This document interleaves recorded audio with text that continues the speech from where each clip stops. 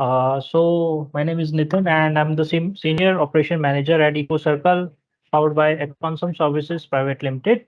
Here we are talking about EPR and ECR.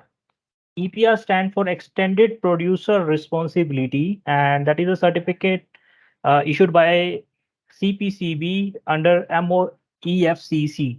And that certificate is mandatory for basically manufacturers, importers, for all type of waste management like electronic waste, plastic waste, battery waste, and tire waste. Today we have some guests. Let us introduce our guest, Mr. Vineet Joshi from Dawa Technologies India Private Limited, and Mr. Aslam from Epsilon Recycling India Private Limited. So first, Mr. Vineet, we just want to understand the scenario of EPR in India. Uh, Hello, Mr. Vineet. yeah, Am hi I audible? Nitin. Yeah, hi Nitin. Yeah, hi, Mr. Thanks. Vineet. Yeah, thanks for the invitation. The EPR. Basically, we are doing it from I think long time. It's been almost 5, 6 years. We I think till since 2018 we are doing this, but things got changed a lot in past few months basically, because earlier the process was quite I would not say quite easy, but earlier everyone aware about the process, but now due to the new regulations, new changes, things become quite complex nowadays. But yes, I think CPCB is working on it, and hopefully it will take few time, but I think hopefully in future the things will be simpler and uh, easy for the industry. Uh, yes, So, Vineet, yes. we just want to understand your strategies for EPR for if we talk about after new e-waste management rule. Mhm. So, is it possible to provide that your strategy, your thinking about that? So, as of now, like we are still working on it. We have given our plans and all. We have already applied for the new for the EPR amendment certification. So Mhm. plan is like earlier we were basically working with recyclers and PROs, but Okay. after the change now there is no concept of PRO as of now. But I'm not sure like is there or not, but in Mhm. the amendment they have not mentioned anything about the recyclers, and they have mentioned about recyclers but not about the PROs, which is a big hurdle for industry, I would say. So basically, currently we are planning, like we are uh, trying to collaborate with the recyclers directly, and planning to do the recycling to achieve the target. As of now, we have not received the targets and all because the certificate is still pending. But uh, apart from that, I think most of the things are quite same. Like we have to do the awareness part, and for that we have already fixed the budget for this year, and like awareness programs and all, which we are already planning, which would be I think this time if you will see the process, they are not asking for the plan and all. Earlier we have to give the complete plan and all, but now they are not asking for that. But still we are thinking in the same way, and hopefully I think we will do the similar way, like which we are doing earlier, uh, Okay. different kind of awareness programs and all. Okay. That's good. Yeah. So, Mr. Aslam, hello, Mr. Aslam, are you there? हाँ है नितिन। हाँ, असलम जी, आपकी क्या strategies हैं ई waste इस बार, इस financial year को अगर की बात अगर मैं कहूँ, या नए जो रूल्स आए हैं वेस्ट मैनेजमेंट के, तो उसको लेके आपकी क्या स्ट्रैटेजीज हैं? अभी तो पूरा क्लियर ही नहीं है, पिक्चर ही क्लियर नहीं है कि क्या हो रहा है, क्या होगा। हमने 1-2 मीटिंग भी ज्वाइन की है सीपीसीबी से। हम अपनी ओके जो प्लांट पे है मटेरियल ला के रिसाइकलिंग हमने स्टार्ट कर दी है, ईपीआर ओके क्रेडिट जनरेट करने स्टार्ट कर दिए हैं। हम्म जैसा सीपीसीबी के पोर्टल से ये है कि भाई क्रेडिट जनरेट कीजिए आप और उसको आगे अपलोड कर दीजिए। तो या जो जो भी 2 दिन 3 दिन पहले जो नई नोटिफिकेशन आई आप उसकी बात कर रहे हैं हाँ कि जी, हाँ बाय आई जी, थिंक जो बाय ये सितंबर एंड पोर्टल सब एक्टिव हो जाएंगे, क्रेडिट्स भी स्टार्ट हो बिल्कुल। जाएंगे। हमने तो ये नोटिफिकेशन आने से भी पहले ही 1-1.5 महीना पहले से ही प्रोक्योरमेंट स्टार्ट कर दी थी और रिसाइकलिंग स्टार्ट कर दी थी। Okay, thank you. So Vineet ji, आप मुझे एक बात बताएंगे, आपके चैलेंजेस क्या हैं एज अ ब्रांड? आपके यस लिए क्या चैलेंजेस हैं? आप क्या फेस कर चैलेंजेस रहे हैं इस बार इस इन रूल्स को लेके एज अ ब्रांड, yes अपनी issues रिस्पॉन्सिबिलिटीज को basically लेके जो आपके is चैलेंजेस हैं? yeah issues basically if I will say then अभी हो क्या रहा है कि like you know they are releasing new notifications every day means if you will see right. every week a new notification is coming and everything getting changed. So I think there is no clarity from CPB side CPCB side as of now. तो उससे basically हम भी अपना plan नहीं कर पा रहे हैं कि what how we will implement the things and how we will fulfill our targets.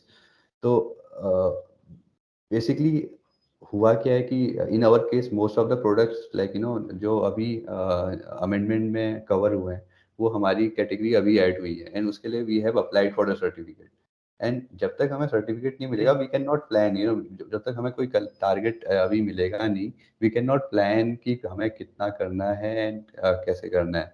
So as of now like we are going through the same process like we have already a recycler जिनके साथ हमारा agreement है and we are recycling our products whatever we have.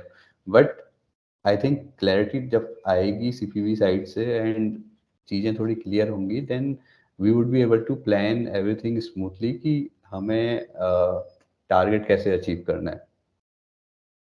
Okay okay. Yes, तो and Aslam, या yeah, sorry sorry to interrupt you. and yeah, and now they have changed the things like similar to previous, like the credit and all, which they have changed, but the portal is not yet ready. So या basically, right. अभी question ये है कि like whatever we have done in this financial year, वो कैसे recycler उस चीज को अपलोड करेंगे या फिर वो जो जो हो चुका है वो ऑलरेडी मतलब वो एज ए ऑफलाइन चलते रहेगा और इन फ्यूचर जब पोर्टल बनेगा तो उसके लिए अलग से स्टार्ट होगा कुछ रिसाइकलिंग का. तो वो सब चीजें अभी काफी कॉन्फ्लिक्ट है basically. Okay, thank you. So mister Aslam, आप क्या क्या पॉइंट है, लाइक आपको क्या चैलेंजेस फेस करने को आ रहे हैं सामने? क्या आपके लिए चैलेंजेस हैं इस बार एक्चुअली एज अ रिसाइकलर? हमारी जो लास्ट मीटिंग हुई थी सीपीसीबी के साथ में, एक ऑर्गेनाइजेशन है उसके अकॉर्डिंग, उसके हम मेंबर हैं MRAI, metal recycling association of India. तो उसमें यही डिस्कशन हुआ था कि भाई आगे इस तरह से अगर रिसाइकलिंग को हम डिले करते रहे तो सभी के टारगेट्स, किसी के भी टारगेट पूरे नहीं हो पाएंगे, तो उससे राइट। प्रॉब्लम होगी। और सीपीसीबी की क्लियर गाइडलाइन थी उसमें, ये भी था कि भाई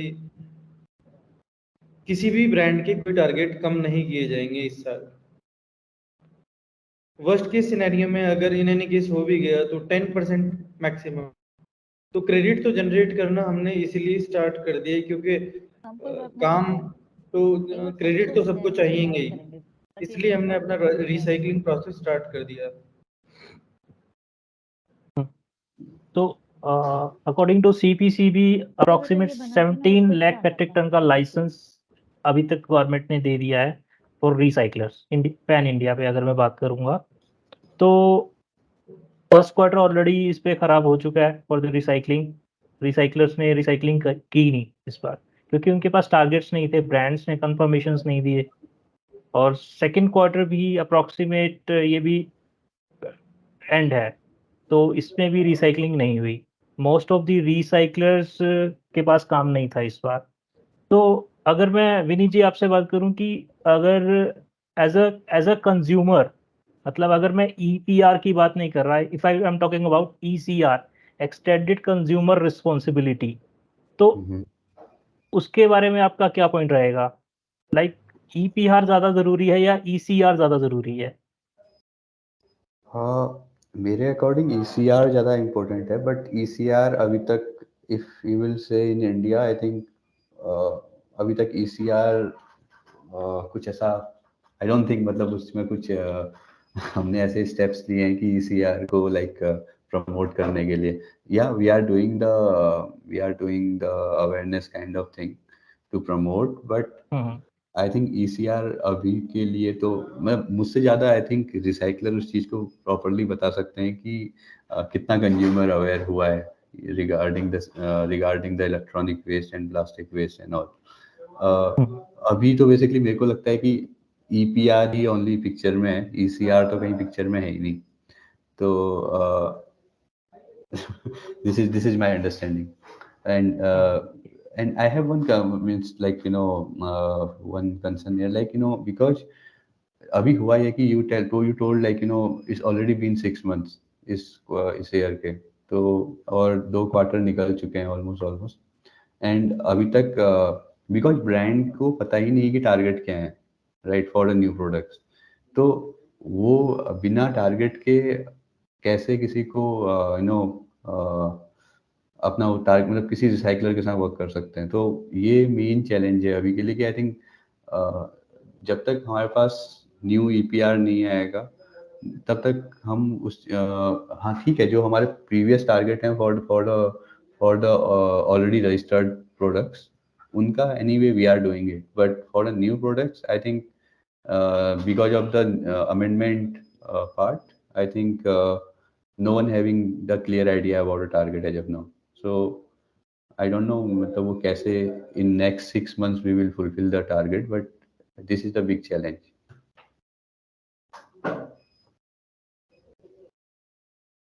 ओके, सो बेसिक चैलेंज यही है, अभी गवर्नमेंट ने ईपीआर लॉन्च किया नए रूल्स के साथ। हम्म। ईपीआर ई वेस्ट मैनेजमेंट रूल, अगर मैं ई वेस्ट की बात कर रहा हूँ 2022, अभी 6 मंथ्स ऑलरेडी गवर्नमेंट ने इसको डिले किया, और उसके बाद अभी ना रिसाइकलर्स के पास टारगेट है क्योंकि ब्रांड्स को उनके टारगेट मिले नहीं है। तो Right. Recycling already on a delay mode चल रही है हमारे पास। तो असलम अगर मैं आपसे बात करूं कि अगर मैं ईसीआर की बात करता हूं, तो आपका सिनेरियो क्या है इस पे कि कस्टमर किस लेवल पे अपने आप को मतलब अवेयर कर रहा है, मतलब हम किस तरीके से अवेयर कर रहे हैं एज अ रीसाइकलर? अगर मैं बात करता हूँ, अगर आप एज अ रीसाइकलर मुझे बताएं कि कस्टमर किस तरीके से अवेयर हुआ अब तक, और ईसीआर का सिनेरियो क्या है, एक्सटेंडेड कंज्यूमर रिस्पॉन्सिबिलिटी का?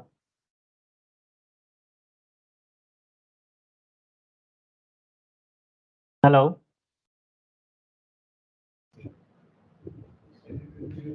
इसके लिए हमें सबसे पहले ये समझना होगा कि ईपीआर है क्या और हम क्यों ईसीआर की बात कर रहे हैं। ईपीआर है एक्सटेंडेड प्रोड्यूसर रेस्पॉन्सिबिलिटी। ये रेस्पॉन्सिबिलिटी आती क्यों है? क्योंकि प्रोड्यूसर कोई प्रोडक्ट प्रोड्यूस कर रहा है और राइट। उस प्रोडक्शन की वजह से ये वेस्ट जनरेट हो रहा है। तो अल्टीमेटली एक केस था 1991 में, MC Mehta versus union of India. उसमें गाइडलाइन आई थी पॉल्यूटर पे प्रिंसिपल। तो पॉल्यूटर पे प्रिंसिपल के अकॉर्डिंग जो वेस्ट जनरेट करेगा उसको समेटने की जिम्मेदारी भी उसी की है। ओके। तो हम किताबों में ये बात कर सकते हैं कि हम ईसीआर की बात कर सकते हैं, लेकिन अल्टीमेटली जो नॉर्म्स हैं, एज पर नॉर्म्स, ये लाइबिलिटी हम किसी पे ट्रांसफर नहीं कर सकते। ये प्रोड्यूसर की रिस्पॉन्सिबिलिटी है। ओलियम गैस ट्रेजेडी की अगर बात की जाए, सभी में इस प्रिंसिपल का जिक्र है। आप किसी भी लीगल केस को उठा के देख लीजिए जो जहां कुछ भी मतलब एनवायरनमेंट से रिलेटेड बात है, सभी में इस केस की बात है और पॉल्यूटर पे प्रिंसिपल की बात है। जहां तक एक पर्सनल लाइबिलिटी की बात अगर हम कर रहे हैं, अगर जिस तरह से अभी रिसाइकलर्स प्रोड्यूसर्स मिलके अवेयरनेस प्रोग्राम चला रहे हैं, तो उससे हम ये कह सकते हैं कि हाँ, लोगों में अवेयरनेस आ रही है, उन्होंने लाइबिलिटी लेनी स्टार्ट कर दी है, अपनी कॉन्शियस हो गए हैं एनवायरनमेंट को लेके कि भाई अब हमें ये मटेरियल एक रजिस्टर्ड रिसाइकलर को, एक ऑथराइज रिसाइकलर को सेल आउट करना चाहिए। तो अल्टीमेटली एज पर रूल्स तो ईपीआर को ईसीआर में कन्वर्ट करना लीगली तो बहुत ही मुश्किल है। Okay. So today, our team member Shivangi is with me. She's our senior EPR specialist. So Shivangi, over to you. So I just want to understand your scenario as a consumer. आप क्या समझते हैं कि ECR ज़्यादा ज़रूरी है या EPR ज़्यादा ज़रूरी है? That is basically a part of discussion now. ठीक है, एज अ रिसाइकलर अभी असलम ने 3-4 पॉइंट्स बताए हैं, that is a valid points actually. और अगर मैं विनीत जी की बात करूं, is also valid point. Like हमने जनरेट किया, कस्टमर यूज कर रहा है, तो कंज्यूमर की भी उसकी रिस्पॉन्सिबिलिटी है उसको at the life cycle and पे उसको रिसाइकल करवाने की। तो आपका क्या सिनेरियो है इस पे? Yeah, first of all, good afternoon, everyone, and hope you are doing well. So basically, जैसे विनीत सर ने बोला कि ECR is not applicable right now properly in our environment, like in all over India, right? हमें इतना खुद का self responsibility नहीं है। और EPR जो गवर्नमेंट ने टर्म इंट्रोड्यूस किया, इट इज EPR, तो वो इसलिए इंट्रोड्यूस किया, जैसे असलम सर ने बोला कि लीगली अगर हम अगर वेस्ट जनरेट कर रहे हैं, लाइक प्रोड्यूसर या कोई भी जनरल पर्सन अगर प्रोड्यूस कर रहा है कोई वेस्ट, तो उसका ही रिस्पॉन्सिबिलिटी बनता है उसको खत्म करना, वेस्ट जनरेट जो हो रहा है प्रॉपर वे में। तो डेफिनेटली उसी के लिए जो गवर्नमेंट ने इंट्रोड्यूस किया था EPR टर्म, कि जो भी प्रोड्यूसर, इंपोर्टर, किसी भी टाइप का कोई अगर डील कर रहा है कोई भी इलेक्ट्रॉनिक प्रोडक्ट या वेस्ट जिस चीज से वेस्ट जनरेट हो रहा है उन प्रोडक्ट्स पे, तो उसको लीगल वे में किस तरीके से हम वेस्ट जो जनरेट हो रहा है उसको रिडक्ट कर पाए। क्योंकि बेसिकली अगर हम देखें तो हम अपना रिस्पॉन्सिबिलिटी अगर हम किसी लीगल बॉन्ड में अगर नहीं बॉन्ड होंगे तो हम उसको फुलफिल भी नहीं करेंगे। अगर हम किसी लीगल उसमें एंटिटी में बॉन्ड हो जाते हैं तो वी हैव द रिस्पॉन्सिबिलिटी कि हाँ, we have to fulfil this responsibility and we have to fulfil our target. हमको वेस्ट जनरेट रिड्यूस करना बहुत जरूरी है, और हम वहां पर एक लीगल बॉन्ड में अगर टाइप हो जाते हैं तो वहां से हम एलिगेशंस में आ जाएंगे कि if we are not fulfil our target तो हमको पेनल्टीज पे करना पड़ेगी। तो चाहो या ना चाहो, you have to fulfil that responsibility, right? तो EPR का तो एक बेसिक रोल है ही, इजंट इट? अगर हम EPR देखें तो कंज्यूमर्स को, like as a consumer I will say कि यस डेफिनेटली अभी इतना अवेयर नहीं है, but for that only eco circle, like we are playing one of the important role, और आई थिंक सभी को करना चाहिए कि we are making the aware of everybody in India और इन आवर एनवायरमेंट की किस तरीके से आप उसको रिड्यूस कर सकते हो, आप किस तरीके से सेल्फ रिस्पॉन्सिबल हो। बिकॉज अगर एक कदम उठाएगा तो बाकी कदम उठाएंगे, राइट? अगर हम ही नहीं उसको खत्म करेंगे तो हाउ अदर विल डू। तो हम इको सर्कल बेसिकली अवेयरनेस में एक इम्पॉर्टेंट पार्ट का रोल कर रहा है। हम अवेयरनेस करते हैं, लाइक हमारा एजेंडा में बेसिकली रहता है कि यूथ को अवेयर कराना, क्योंकि अभी आप देखिए तो 62 billion of ton waste generate होता है इन इंडिया पर एनम। तो कहीं ना कहीं उसमें यूथ का बड़ा हाथ है। यूथ, अब लाइक एक छोटा सा एग्जांपल ले लीजिए, हम कुछ भी खा रहे हैं, like we are eating something and dropping that waste of which is like जो मटेरियल है उसको हम कहीं भी फेंक दे रहे हैं, ड्रॉप कर दे रहे हैं, बट कहीं ना कहीं वो बेसिकली जनरेट कर रहा है वेस्ट। तो अगर हम रिस्पॉन्सिबिलिटी, हम उनको अवेयर कराएं कि उनकी रिस्पॉन्सिबिलिटी क्या बनती है, वो किस तरीके से वेस्ट को प्रॉपर तरीके में डंप करे ताकि वो प्रॉपर तरीके से रिसाइकिल हो। अगर हम, आप बेसिकली इलेक्ट्रॉनिक वेस्ट में देखेंगे तो डेली बेस में आप देखेंगे कि हम प्रॉपर विदाउट इलेक्ट्रॉनिक प्रोडक्ट्स हमारा वर्क नहीं हो रहा है। हम डेली लाइफ में सारे लाइक लैपटॉप यूज कर रहे हैं, मोबाइल यूज कर रहे हैं, टेक्नोलॉजी से ही मोस्ट ऑफ द वर्क हो रहा है। तो कहीं ना कहीं वो टेक्नोलॉजी का लाइफ, जो हम प्रोडक्ट यूज कर उसका एंड ऑफ लाइफ साइकिल आना है, कभी ना कभी वो खत्म होना है। तो व्हाट इफ जब वो उसका लाइफ साइकिल खत्म होगा तो क्या होगा, क्या करना है आपको प्रॉपर में? इट्स नॉट दैट कि आप कहीं भी उसको just throw off कर दोगे and you'll get it. Okay? So for that only we are there कि हम वहाँ पर awareness कराते हैं. तो हमारे ऑल ओवर इंडिया में हमारे कैंपेन्स चलते हैं, सिटी ड्राइव चलती हैं, हम स्कूल में अवेयरनेस प्रोग्राम्स करते हैं, हम कॉलेजेस में अवेयरनेस प्रोग्राम्स करते हैं, and of course in the bulk consumer programmes also we are doing, like lastly we have done a awareness programme in Philips, which is one of the biggest brand as you all know. तो हमने वहां पर एक bulk consumer programme किया and we make like एक हमारा 1-to-1 person वहां पर एक attachment and we explain everything, like and they also get to know that their responsibility, that we are responsible for it. So basically eco circle का criteria यही रहता है कि we make the aware of the people to how to give your contribution in reducing the waste, right? So with this I can say कि हाँ we are playing a like important role to making the people aware, and hope we are do well, like in future also we'll do well. Okay. So this is basically our eco circle do in the awareness part. So I think this will help us ki we know, we understand our as a consumer responsibility and save our environment. Thank you. Thank you Shivangi, thank you so much. So आज मेरे साथ कुछ consumers हैं इस call पे. So mister Aslam और mister Vineet, मेरा perspective ये था इस कॉल का कि मैं जानना चाहता था कि कंज्यूमर्स का क्या की सोच है इसको लेके, वेस्ट मैनेजमेंट को लेके. तो मेरे साथ नीलेश हैं, अजीत जी हैं, नमन है और शिवम है. तो सबसे पहले मैं शिवम से पूछता हूँ. Shivam, am I audible to you?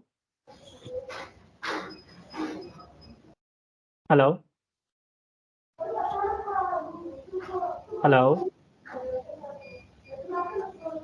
Hello, Shivam, am I audible? Ajit ji, am I audible to you? Hello?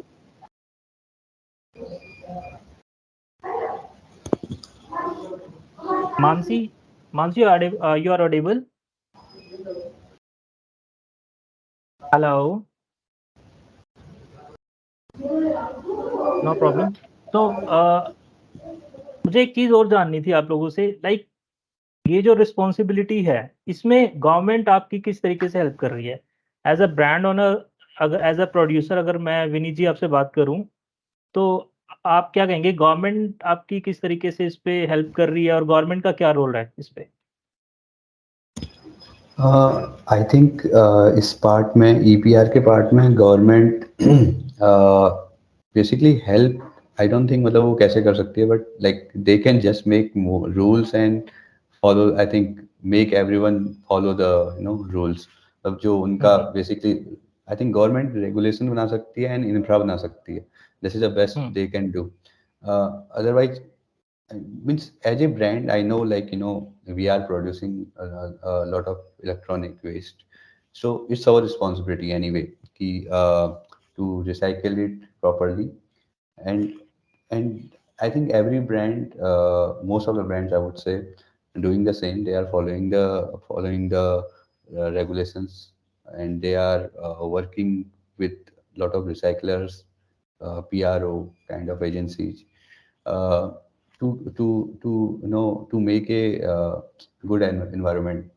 So this is government basically. If you will say government, I don't think मतलब वो कुछ इसमें additional कुछ कर सकती है, और ऐसी कुछ इसमें कुछ इंसेंटिवाइज कुछ ये सब चीज़ें कर सकती है. But I think they can just make rule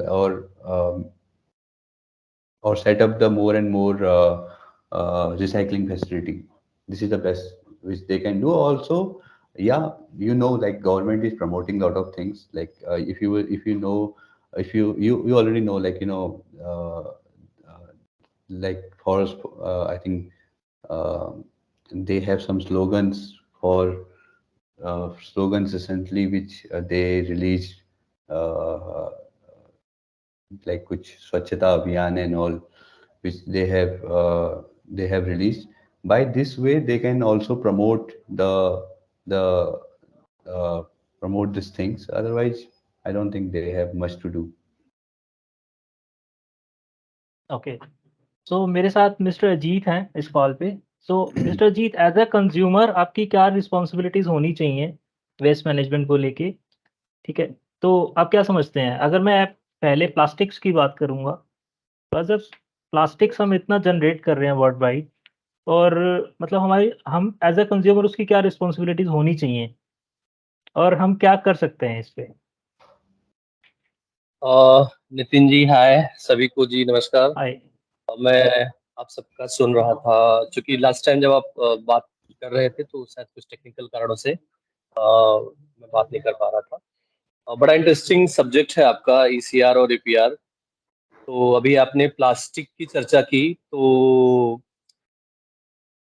देखो अभी गवर्नमेंट कुछ भी रेगुलेशंस लेके आ जाए, वो ईसीआर लेके आ जाए और कह दे कि नहीं जी आप नहीं करोगे तो आप अगला फोन नहीं खरीद सकते या कुछ नया प्रोडक्ट नहीं खरीद सकते, सपोज ऐसा कुछ अगर रूल लेके भी आ जाए, लेकिन जब तक लोग अल्टीमेटली ये प्रोडक्ट लोग ही यूज कर रहे हैं, और जब तक लोग खुद से अवेयर नहीं होंगे और उनको नहीं लगेगा कि नहीं जी ये हमें करना है, ये हमारे एनवायरमेंट को हार्म हार्म पहुंचा रहा है, तब तक ये सक्सेस तो नहीं होगा। प्लास्टिक का ही एग्जांपल, अभी जैसे आपने प्लास्टिक की बात की, तो अभी सिंगल यूज प्लास्टिक के लिए गवर्नमेंट स्ट्रिक्ट रूल लेके आई है कि सिंगल यूज प्लास्टिक नहीं चलना है, नहीं यूज करना है। रूल आ गया और गवर्नमेंट ने सबके लिए एप्लीकेबल भी कर दिया, और ये बड़ा स्ट्रिक्ट रूल है, ये हम सब जानते हैं।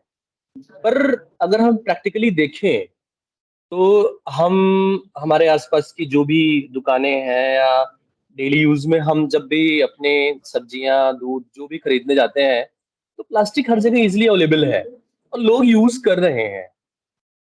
तो ऐसे ही अगर ई वेस्ट की ईसीआर की हम जब बात कर रहे थे, भले ही गवर्नमेंट उसके लिए एक कुछ ऑब्वियसली जैसलम जी का जो कहना था कि ये ठीक है, ये रिस्पॉन्सिबिलिटी मैन्युफैक्चरर की है या जो भी जिनकी भी है, बट जब तक कंज्यूमर नहीं समझेंगे, लोग नहीं समझेंगे, जो एंड यूजर है, अब हमारे पास हम कितने सारे प्रोडक्ट यूज करते हैं और उनकी लाइफ खत्म हो गई फिर भी हम घर में रखे रहते हैं।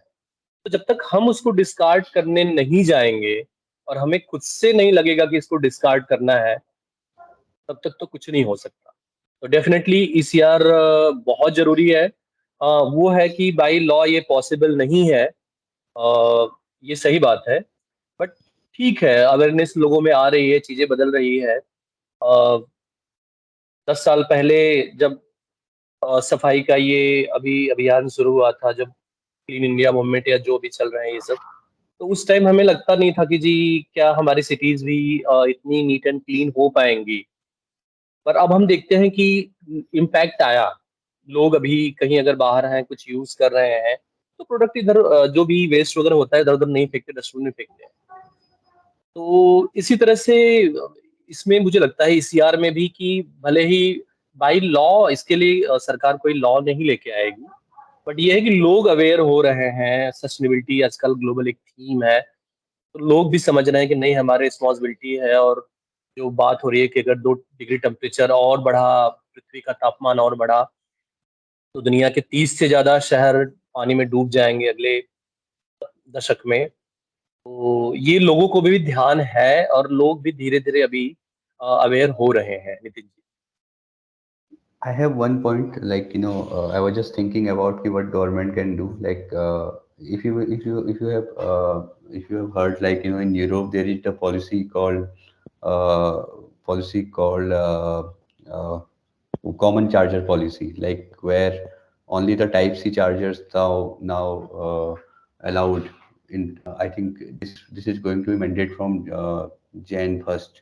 So similar kind of things in government of India is also planning one nation one charger. This is the scheme which they are telling about. So basically, this kind of things also, this type of things will be quite beneficial, because you can see, like there are different kind of chargers available in market. But if there will be only Type C charger in market, then we don't need to buy again and again the similar kind of things. So Apple and Samsung already have done similar kind of things, like they are not giving charger with the product. So anyway, like this is not a big move, but still we are doing something for environment.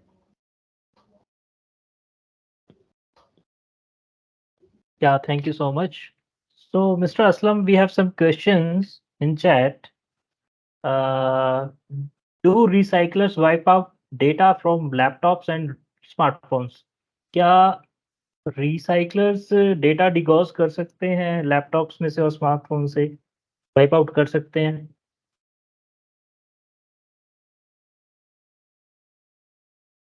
Hello, are you there?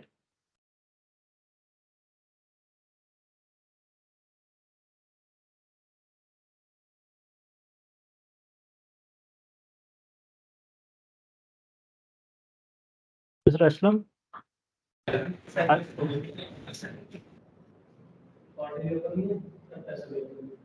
Hello. हाँ नितिन, तो mister Aslam, क्या रिसाइक्लर्स laptop, smartphones या hard disk में से अपना data डिगॉस कर सकते हैं या उसका डेटा को वाइप कर सकते हैं? Is it possible?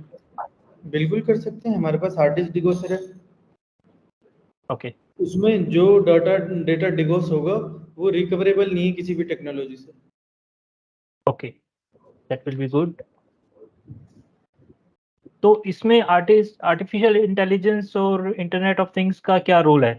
अगर मैं एआई की बात करता हूँ, तो क्या हम रिसाइकलिंग में या इस पूरे पूरे वेस्ट मैनेजमेंट की चैनलाइजेशन में या रिसाइकलिंग में एआई का कहीं पे यूज कर सकते हैं? यार अभी एआई इंट्रोड्यूस हुआ है, रिसाइकलिंग मार्केट कब से है? धीरे धीरे ये चीज जैसे जैसे चीजें आनी स्टार्ट होंगी, हम अपना एक ऐप पोर्टल बनाने की सोच रहे हैं, जिस पे काम भी चल रहा है, हमारी टेक्निकल टीम काम कर रही है। तो उस ऐप में हम इस तरह के कुछ ऐसे एआई का यूज डाल सकते हैं, प्रोक्योरमेंट से रिलेटेड या सेल्स से रिलेटेड। तो ये है, अभी एआई का किस तरह यूज किया जाए, ये तो बेहतर तो सॉफ्टवेयर टीम जो होती है वही बता सकती हैं। हमें तो ग्राउंड पे रह के काम करना है, प्रोक्योरमेंट देखनी है, रिसाइकलिंग देखनी है, सर्टिफिकेशन देखने हैं सर के। Okay, thank you. So, Mr. Ajit, do you have any question? Aslam ji से मुझे जानना था कि अभी कुछ दिन पहले जो नया अभी एक गाइडलाइन आई थी सीपीसीबी की कि रिसाइकलिंग में जो क्रेडिट जनरेट होनी है वो फेरस, नॉन फेरस और एयू के फॉर्म में जनरेट होनी है जो मटेरियल रिकवरी है। तो ये कितना बड़ा चैलेंज होने वाला है? और जब हम किसी प्रोडक्ट की रिसाइकलिंग करेंगे तो जो सीपीसीबी ने एक आउटलाइन दी है कि जी इतना होना चाहिए, तो ये क्या अभी इंडियन सिनारियो में हमारे यहाँ जो टेक्नोलॉजी है या जिस तरह से हम जिस इफिशियंसी से हम रिसाइकलिंग कर रहे हैं, तो ये कितना पॉसिबल है और कितना बड़ा ये चैलेंज है आप सबके लिए?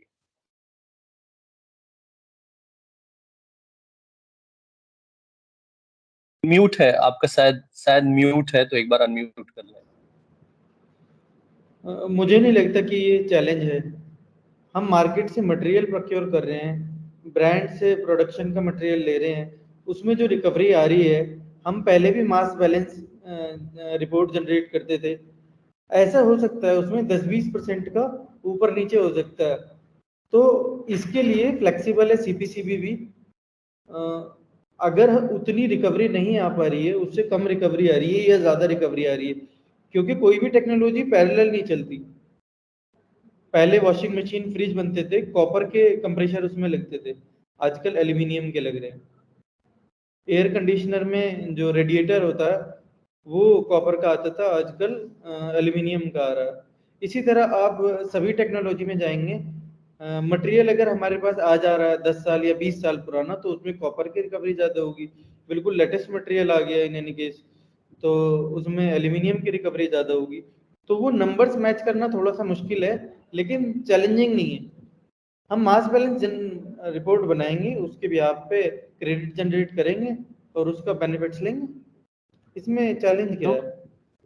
तो मिस्टर असलम, इसमें अगर मैं एनवायरमेंटल लॉस की बात करूं, 1 टन अगर रिसाइकिल होता है मटेरियल, तो किसी भी कैटेगरी का अप्रॉक्सीमेट 106 कैटेगरीज है अगर मैं इलेक्ट्रॉनिक वेस्ट की बात करता हूँ।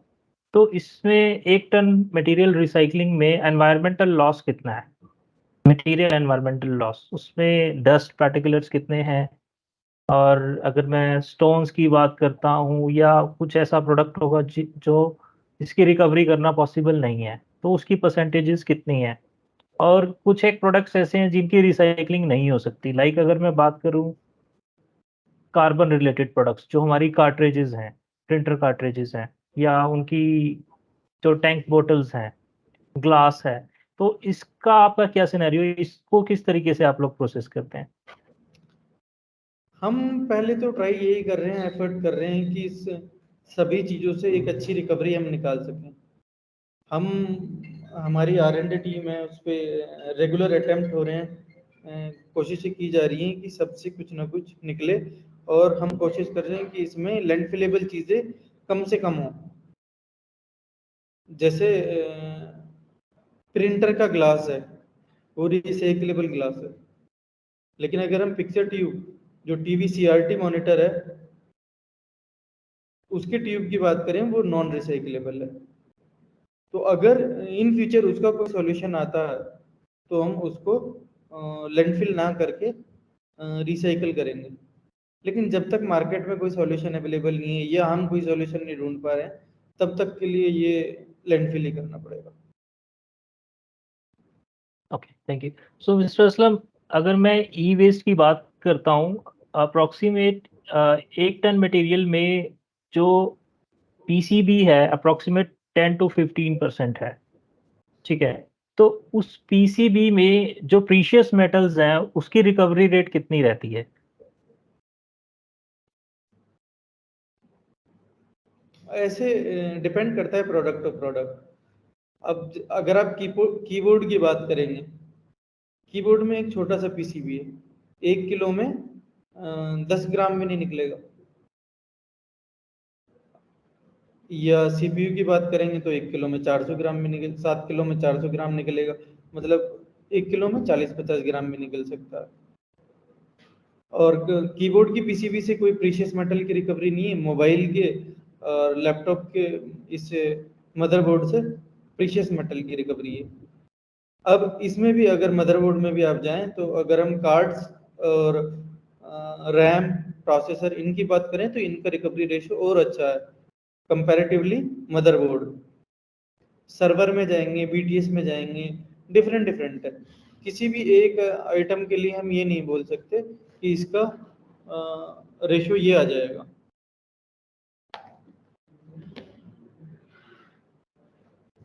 सो मिस्टर विनीत, मेरा सवाल आपसे है कि एज अ ब्रांड आप रिसाइकलर्स की किस तरीके से हेल्प कर सकते हो टू आइडेंटिफाई दी मेटल्स और प्लास्टिक्स, क्योंकि आपके पास एक ऑलरेडी R&D टीम है at the time of manufacturing, ठीक है?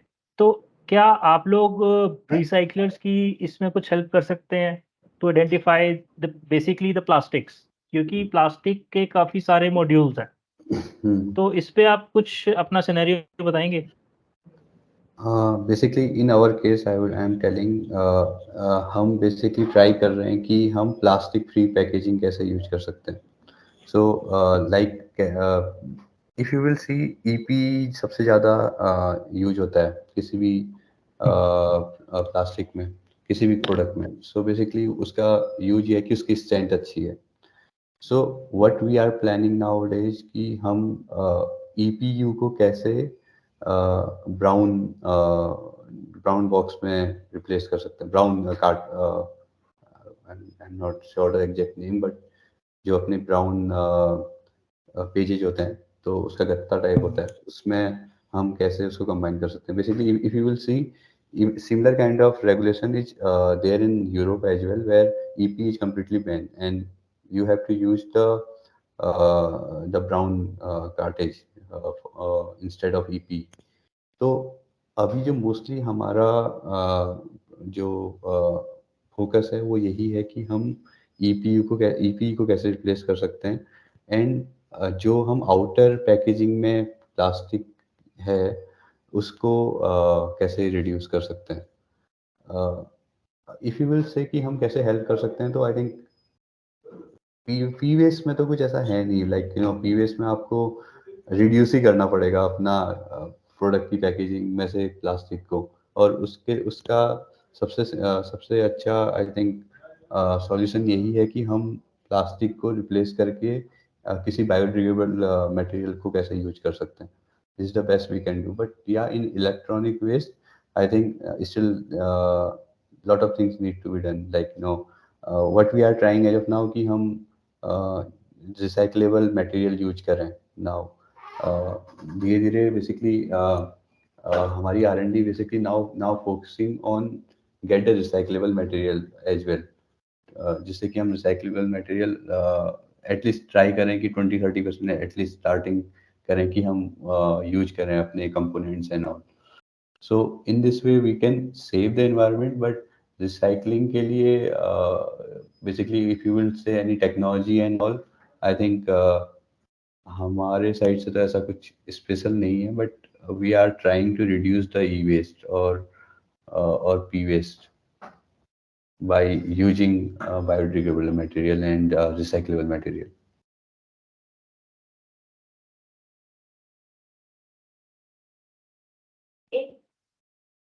तो मिस्टर असलम, मेरा क्वेश्चन आपसे है कि जो मटेरियल रिसाइकिल हो गया, रिसाइकिल होने के बाद जो उसका सेकेंडरी मटेरियल है, लाइक जो उसके कंपोनेंट्स हैं, चाहे वो मेटल है, प्लास्टिक्स हैं, तो उसका क्या सॉल्यूशन होता है? उसके बाद आप उसको क्या करते हैं? सॉरी,